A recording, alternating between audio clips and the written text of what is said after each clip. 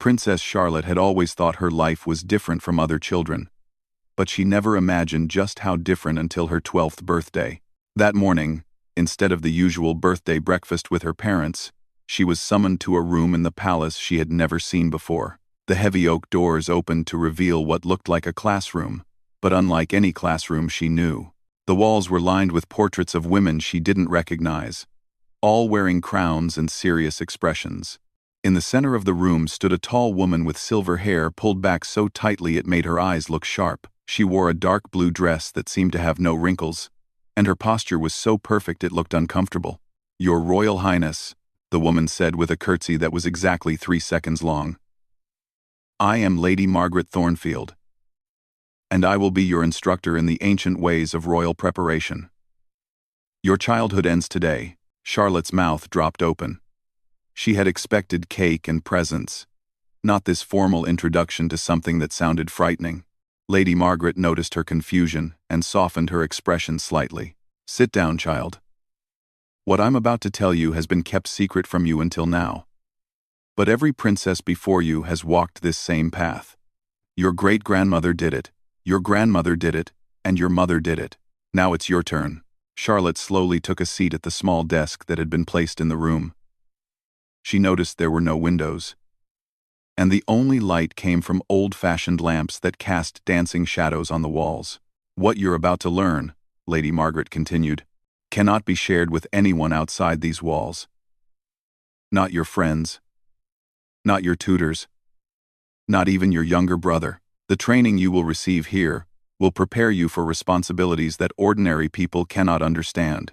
Lady Margaret walked to the first portrait and pointed to a woman with kind eyes but a tired face. "This is Princess Helena, who lived 200 years ago. She learned these same lessons and used them to prevent a war between our kingdom and 3 neighboring countries. She saved thousands of lives, but no history book will ever tell you how she really did it." Charlotte leaned forward, her fear beginning to mix with curiosity. "What did she do?" "She learned the art of reading people's hearts," Lady Margaret said simply. "Not magic, child, but something almost as powerful. She could tell when someone was lying, when they were afraid, when they were planning something dangerous. This knowledge helped her negotiate peace when everyone else expected bloodshed." Lady Margaret moved to another portrait, this one showing a younger woman with determined eyes. Princess Maria learned the language of flowers and could send secret messages across continents. During a terrible plague, she coordinated the delivery of medicines and food to the poorest areas of the kingdom without anyone knowing it was her doing. The people thought their salvation came from heaven. Charlotte's eyes widened. "Are you saying I have to learn to do things like that?" "Not exactly like that," Lady Margaret replied, settling into the chair across from Charlotte. "Each princess has different gifts, different challenges to face during her lifetime. Our job is to discover what yours are and train you to use them wisely." For the next hour, Lady Margaret explained the history of the secret training. She told Charlotte about princesses who had learned to memorize entire conversations word for word, helping them gather important information during formal dinners. She spoke of others who had mastered the art of appearing weak while actually being incredibly strong, allowing them to surprise enemies who underestimated them. "But why keep it secret?" Charlotte asked.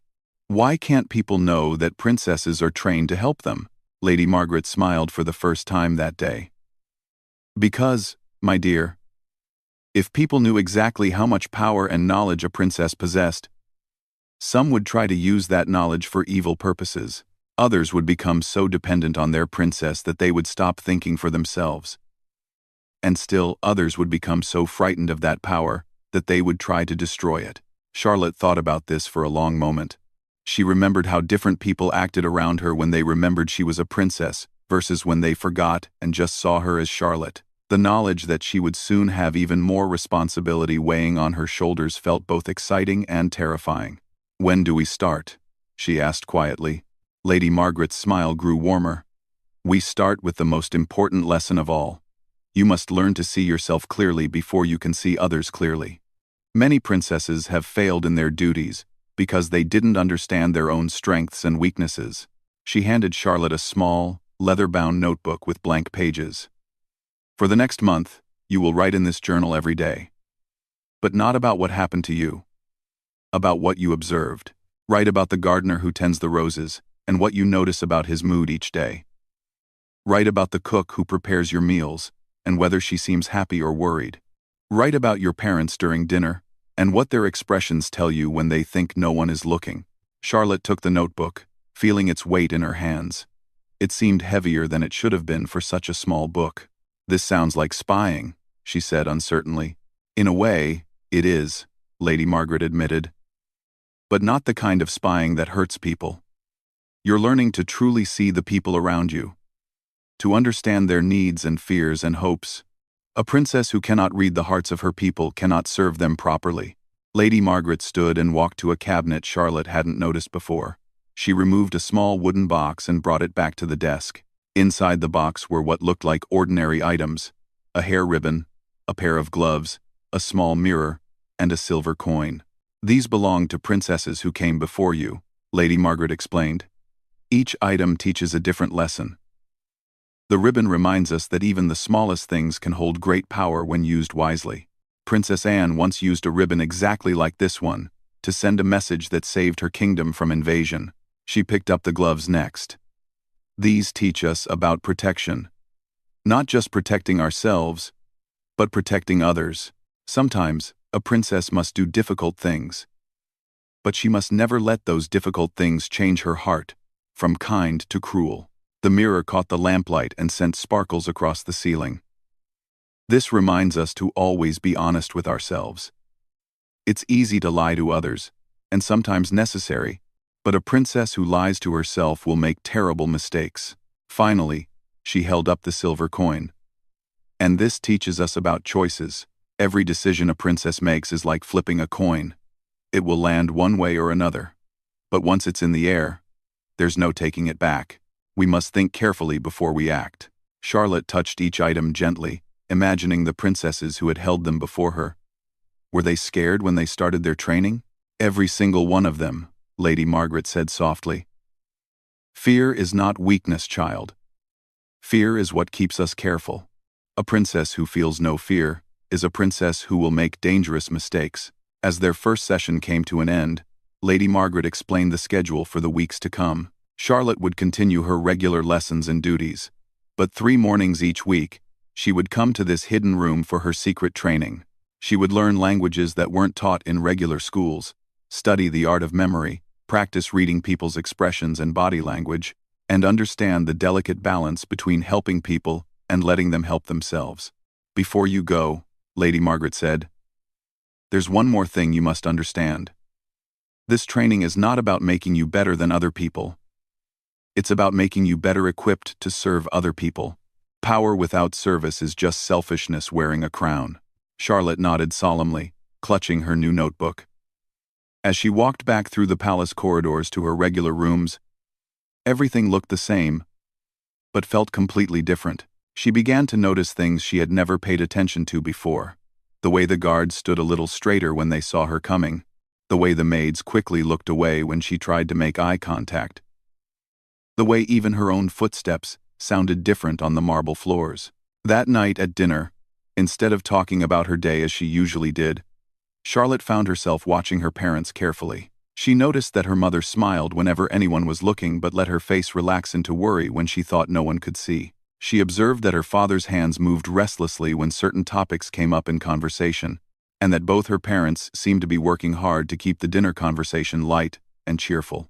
For the first time in her life, Charlotte realized that being a princess meant more than wearing pretty dresses and attending ceremonies. It meant carrying secrets, bearing responsibilities, and always thinking about others before yourself. As she wrote her first observations in the leather notebook that night, she wondered what other secrets the palace walls were hiding, and whether she would be strong enough to handle whatever came next in her training. The little girl who had woken up expecting birthday cake had gone to sleep as someone entirely different. A future queen in training, holding mysteries that would shape not just her own life, but the lives of everyone in her kingdom. 6 months had passed since Charlotte's introduction to the secret training, and she had discovered abilities within herself that she never knew existed. The leather notebook had been filled and replaced twice already, and Lady Margaret often smiled when reading Charlotte's observations, saying they showed unusual insight for someone so young. The training had become much more intense. Charlotte now spent her mornings learning what Lady Margaret called the invisible arts, skills that would help her serve her people without them ever knowing she was helping. Today's lesson was taking place in a different room, one that looked like a perfect copy of a formal dining hall, complete with a long table set for 20 guests. "Today you learn about the dinner table battlefield," Lady Margaret announced, as she arranged name cards around the table. "More kingdoms have been saved or lost during formal dinners than on actual battlefields. A princess who masters the art of the dinner table can prevent wars, create alliances, and solve problems that have troubled her kingdom for years." Charlotte looked at the elegant table setting, confused. How can a dinner table be a battlefield? Lady Margaret smiled and began moving the name cards around. "Watch carefully. Let's say you're hosting a dinner with representatives from 5 different kingdoms. Lord Harrison from the north has been arguing with Duke William from the east for 10 years over a trade dispute. If you seat them next to each other, they'll spend the evening arguing and leave angrier than when they arrived." She moved the cards to opposite ends of the table. "But if you seat them far apart, they'll spend the evening talking to other people, and by the end of the night, they might even miss the chance to settle their disagreement." Charlotte nodded, beginning to understand. "So where should they sit?" "That depends on what you want to accomplish," Lady Margaret replied, moving the cards again. "If you want them to work out their differences, you seat them across from each other with friendly people on either side who can help keep the conversation calm. If you want to delay their argument because the timing isn't right for a resolution, you seat them where they can see each other but not easily talk." For the next 2 hours, Charlotte learned about the psychology of seating arrangements. She discovered that people sitting on someone's right side were more likely to be trusted, while those on the left were seen as advisors. She learned that circular tables created equality while rectangular tables established hierarchy. She practiced arranging imaginary dinners where she had to solve complex political problems simply by deciding who sat where.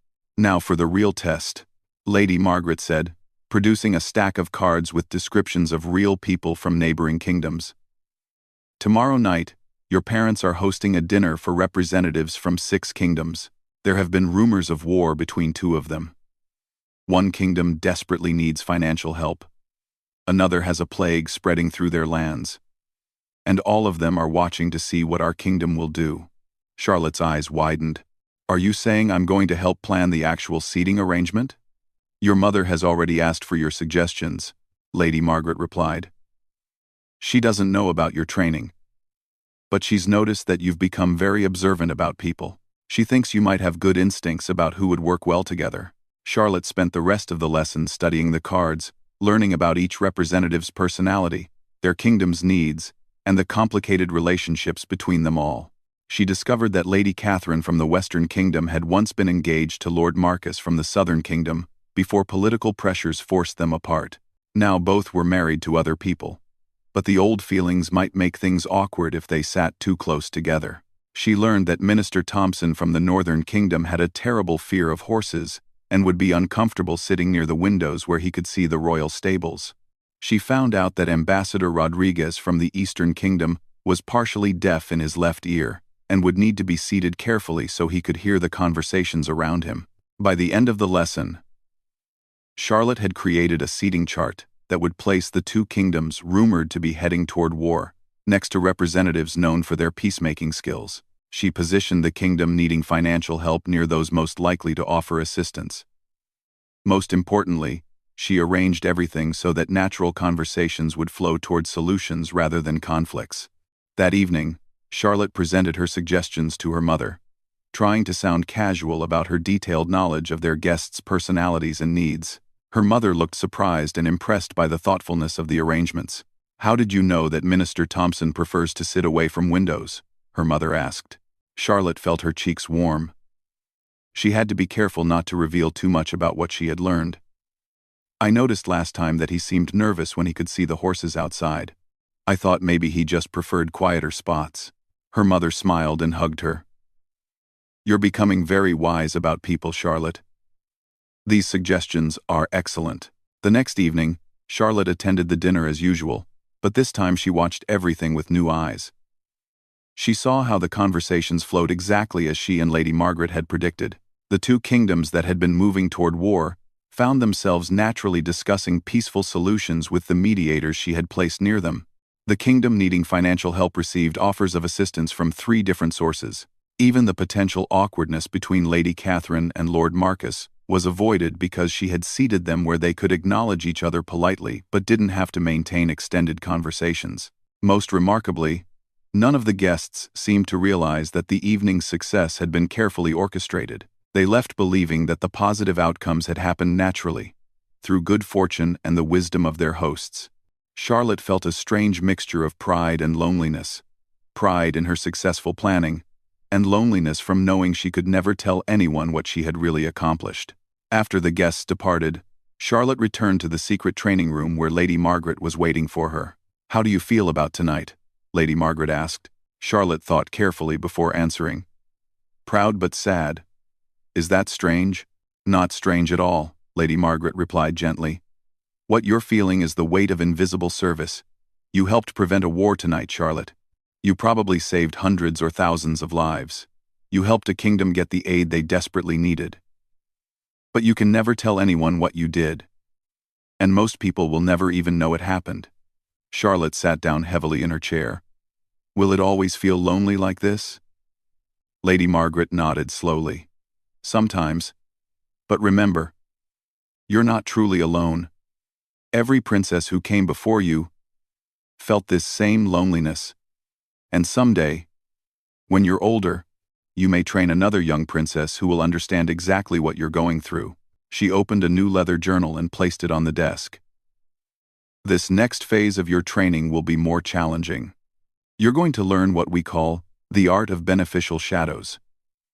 You'll learn how to help people solve their own problems by giving them just the right information at just the right time, making them think the solutions were their own ideas." Charlotte opened the journal and saw that the first page contained a quote, "The best leaders are those who make other people feel like heroes of their own stories." "What does that mean?" Charlotte asked. "It means that instead of solving people's problems for them, you help them discover their own solutions. Instead of being the hero of every story, you help other people become heroes.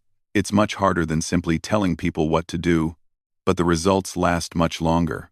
Lady Margaret explained that Charlotte would begin practicing this skill with small situations at first. If she noticed that a servant seemed upset about something, instead of offering direct help, she would find subtle ways to connect that person with someone who could help or provide information that would lead them to their own solution.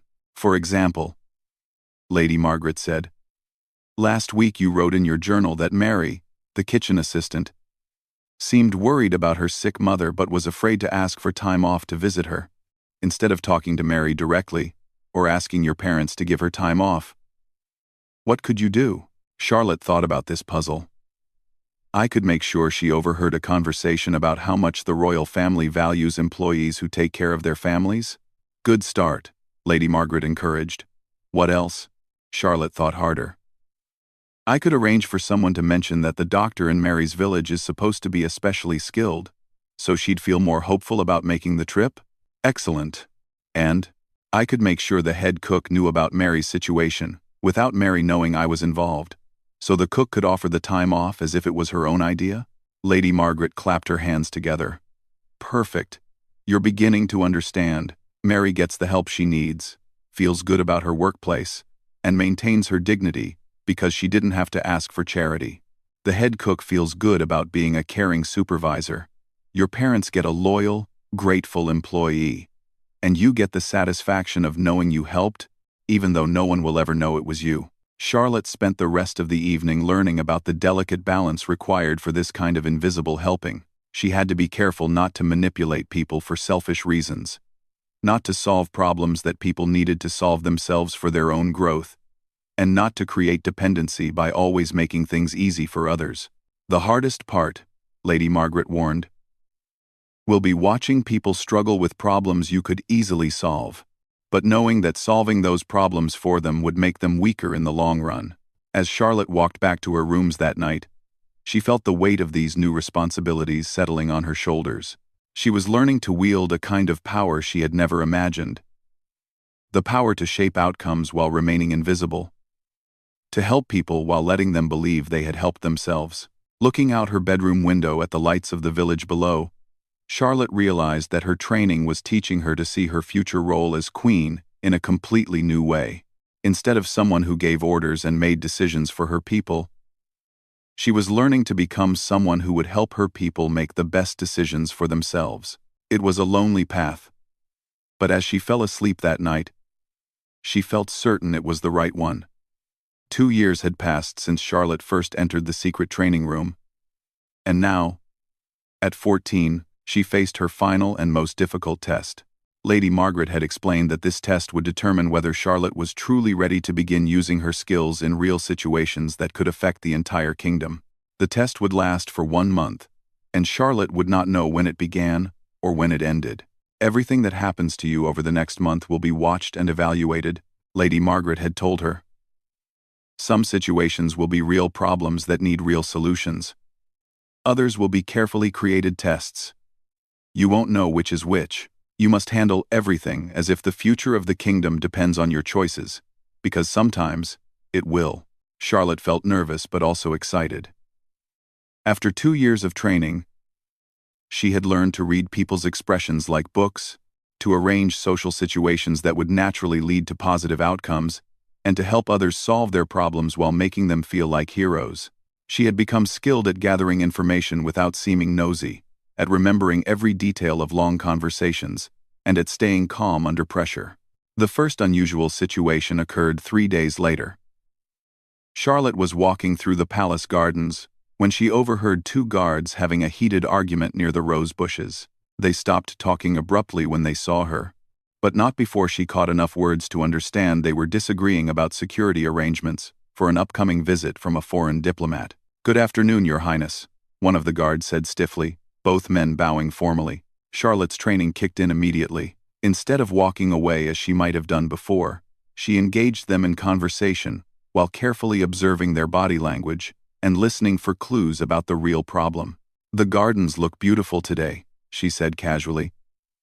"I imagine you must see all the changes in them throughout your shifts. It must be interesting work, watching over different areas of the palace." The guards exchanged glances. "Yes, Your Highness," the younger one replied. "Though sometimes we see things that concern us." Charlotte waited, having learned that silence often encouraged people to share more than direct questions would. The older guard cleared his throat. "Your Highness, we weren't sure who to approach about this, but we've noticed some unusual activity near the East Wing recently. People who don't seem to belong there, asking questions about routines and schedules." Charlotte felt her pulse quicken. This sounded like a real security concern, not a training exercise. What kind of questions? Questions about when different areas of the palace are least guarded, when shift changes happen, which entrances are used by visitors, the younger guard explained. The people asking seemed to have legitimate reasons for being there, but something felt wrong about it. Charlotte's mind raced through her training. She needed to get this information to the right people quickly, but she also needed to make sure the guards felt their concerns were being taken seriously without making them worry that they had done something wrong by telling her. "You were absolutely right to be concerned," she told them. "Your job is to notice things that seem unusual, and it sounds like you've been doing that job very well. Have you had a chance to discuss this with Captain Morrison?" The guards looked uncomfortable. "We weren't sure if our concerns would be taken seriously," the older one admitted. "We're new to this assignment, and we didn't want to seem like we were being paranoid." Charlotte nodded understandingly. Captain Morrison values input from all his guards, especially those who are paying careful attention to details. What would you think about this approach? I could mention to Captain Morrison that I've been impressed by how observant the guards in the garden area have been lately. That might give you a natural opening to share your specific concerns with him. The guards looked relieved. "That would be very helpful, Your Highness." Charlotte spent a few more minutes with them, getting more details about what they had observed while making mental notes of everything. As soon as she could politely leave, she went directly to find Captain Morrison, carefully arranging the conversation so that he would want to speak with the guards immediately. Within an hour, Captain Morrison was deep in conversation with the two guards, and by evening, additional security measures had been quietly put in place. Charlotte later learned that the guards' observations had helped identify a group of people who were indeed planning something harmful during the upcoming diplomatic visit. But Charlotte had no time to feel proud of handling this situation well, because 2 days later, she faced an entirely different kind of challenge. During a family dinner, her younger brother Marcus began complaining bitterly about his tutors, his lessons, and his lack of freedom compared to other children his age. "I hate being a prince," Marcus declared, pushing his food around his plate angrily. "I never get to do anything normal kids do. I can't just go play in the village. I can't make friends without everyone treating me differently. And I have to study boring subjects that I'll never use. Charlotte gets to do more interesting things than I do, and she doesn't even complain about it." Charlotte watched her parents' faces carefully. She could see that they were worried about Marcus's attitude, but weren't sure how to address it without making things worse. This was clearly a family problem that needed a family solution, not a security issue that required outside help. Charlotte thought quickly about everything she had learned about helping people solve their own problems. Marcus needed to feel more control over his life and more connection to normal experiences. But he also needed to understand why his royal duties were important. Simply lecturing him about responsibility would only make him more resentful. "Marcus," Charlotte said carefully, "what's the most normal thing you wish you could do?" Marcus looked up from his plate, surprised by the question.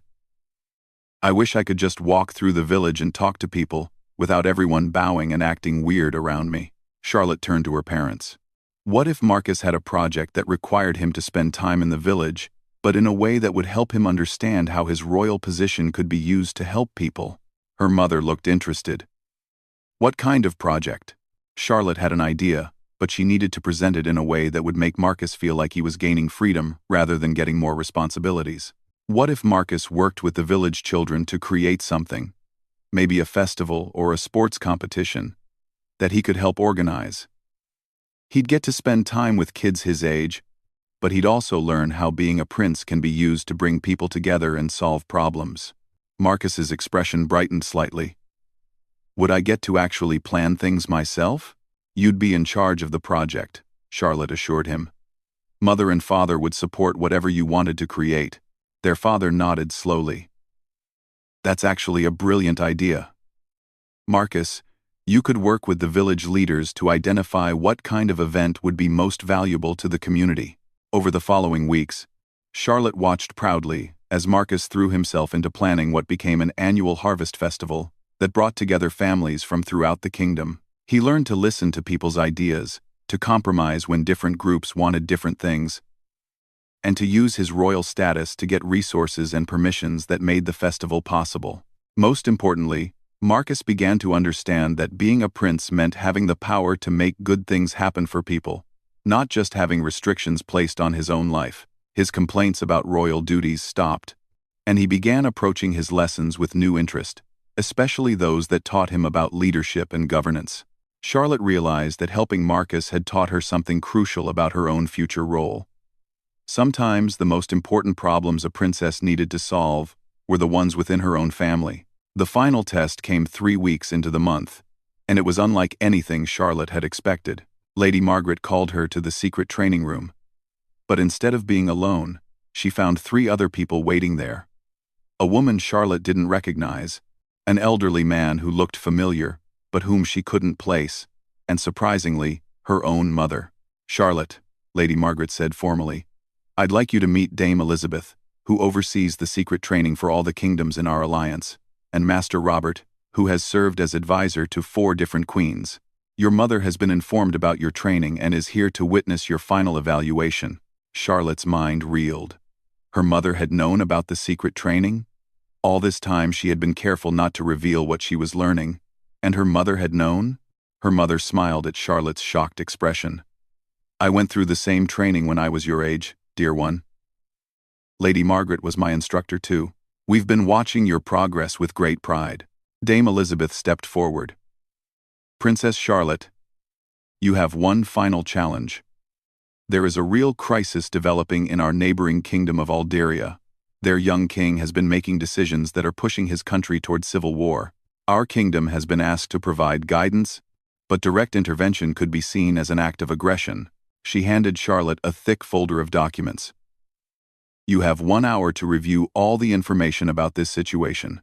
Then you must present a plan for how our kingdom can help Aldaria solve their problems without appearing to interfere in their internal affairs. The plan you create will actually be presented to our royal council tomorrow. Charlotte felt the weight of real responsibility settling on her shoulders. This wasn't a practice exercise or a hypothetical situation. Real people's lives would be affected by whatever plan she created.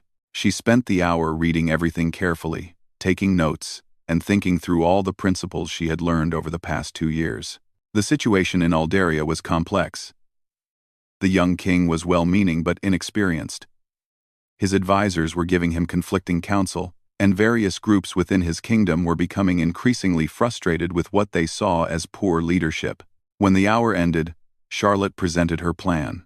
Instead of sending official diplomatic advisors, she suggested that Aldaria's king be invited to spend a month in their kingdom as part of a cultural exchange program. During this time, he would shadow Charlotte's father and observe how an experienced king handled similar challenges. To avoid making it seem like charity or interference, she proposed that their own kingdom's young nobles would simultaneously visit Aldaria to learn about their culture and traditions.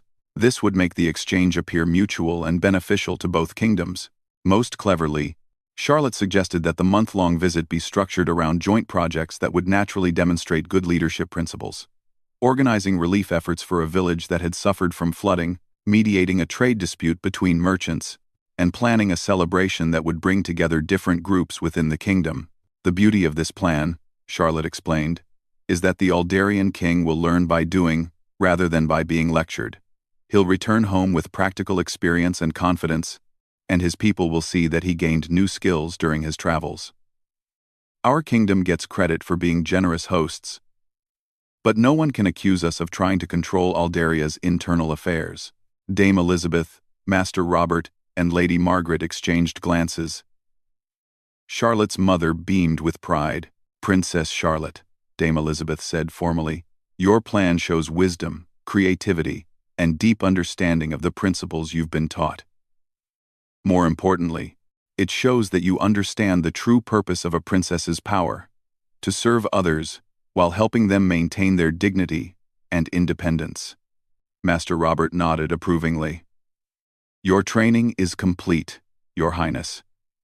You are now ready to begin serving your kingdom with the full knowledge of what that service really means. As Charlotte left the secret training room for the last time, she felt profoundly changed from the 12-year-old girl who had first entered it. She had learned that being a princess meant much more than wearing beautiful dresses and attending ceremonies. It meant being responsible for the welfare of everyone in her kingdom, often in ways they would never know about or understand.